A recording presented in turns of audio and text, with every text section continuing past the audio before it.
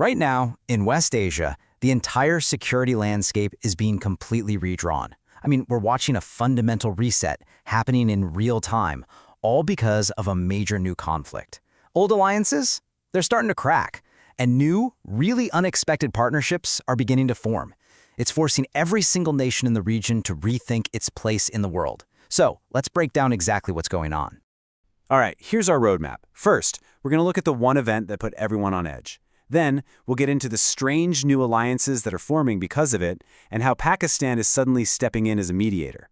From there, we'll dig into why some old friendships are being seriously questioned. And finally, we'll wrap up with the huge looming questions that are going to define the future of West Asia. So, you might be wondering, how did things get so tense so fast? Well, as a major conflict grinds into its second month, it's sending shockwaves everywhere. It's forcing every country to wake up to a new and pretty dangerous reality. You know, the old playbook, it's been completely tossed out the window. And here it is. This is the flashpoint.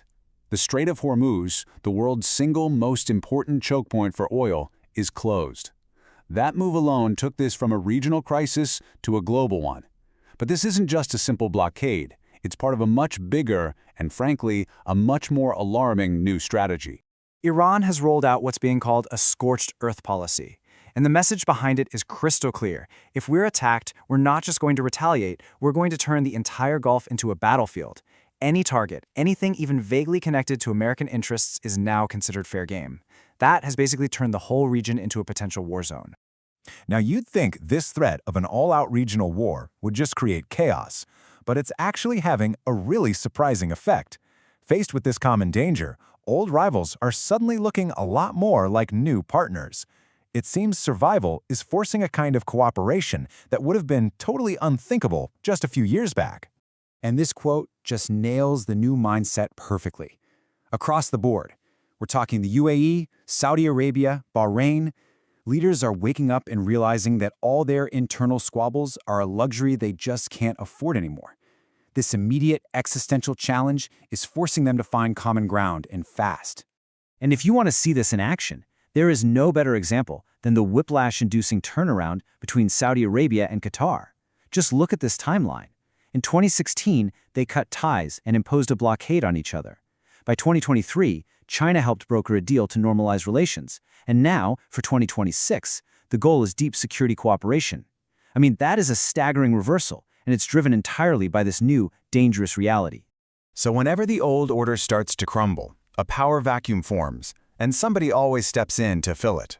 In this case, one of the most significant new players emerging from the chaos is Pakistan, which is trying to position itself as a key mediator in this brand new landscape. For years, let's be honest, Pakistan was mostly on the sidelines of West Asian politics, pretty bogged down by its own economic problems. But this conflict has created a really rare opening. It's now stepping up to be a central mediator, and it's using its unique position right next door to Iran as a really powerful diplomatic tool. So what's giving Pakistan all this newfound influence? Well, it really boils down to one simple, powerful fact. It is the only Muslim-majority country on Earth with nuclear weapons. In a region that's teetering on the brink of a much wider war, that status is both a deterrent and a diplomatic calling card. It gives Pakistan a ton of weight and a seat at the table that nobody can just ignore. And this isn't just talk either. Pakistan recently got the foreign ministers from Turkey, Egypt, and Saudi Arabia all in the same room. That meeting was a huge signal that a new homegrown security framework is being explored, one that notably doesn't rely on outside powers. Okay, so new partnerships are popping up, but that doesn't mean the path forward is suddenly clear. Not at all. In fact, old alliances are being stress-tested like never before, and a lot of new anxieties are bubbling up to the surface, making the whole picture even more complicated. And this brings us to the elephant in the room. This is the question being asked, sometimes quietly, sometimes not so quietly, in every capital across the Gulf. For decades, the U.S. was the unquestioned security backstop. But now, that confidence is fading, and for some pretty good reasons. See, these doubts have been building for a while. You had the U.S. response to the 2019 drone attack on Saudi oil facilities, which many saw as way too weak.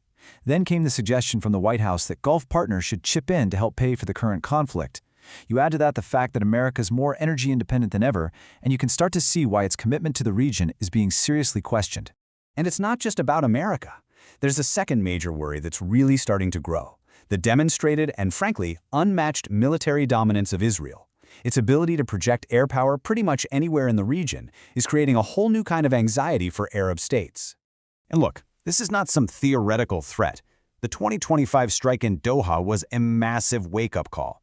It proved that Israel has both the technical capability and the political will to act on its own, far, far from its own borders. That one event added a new, really unpredictable variable to the entire region's security equation. So, as we step back and look at the whole picture, one thing is absolutely clear. West Asia's security architecture is being rebuilt from the ground up. But what it's going to look like in the end, well, that's going to be defined by a series of really tough questions that have no easy answers. First, and this is the most fundamental question of all, can any new security system actually be stable without Iran being a part of it? Is a long-term strategy of just trying to contain them realistic? Or will bringing them into the fold eventually be the only real path to peace? Okay, next question. What about the customers? Countries like India rely heavily on the region's energy. So, if the U.S. continues to pull back, are these big Asian powers going to have to step up and play a more active security role themselves just to protect their own vital interests? And finally, maybe the biggest question of them all. Right now, sheer necessity has brought the Gulf states together. But can they really act as one in the long run? Or will all the deep internal fractures that have defined their history just resurface, leaving the entire region as vulnerable as it's ever been? You can download the complete notes of this video from the pinned comment below. If this video helped, do like and subscribe to the BriefCase for daily visual explanations.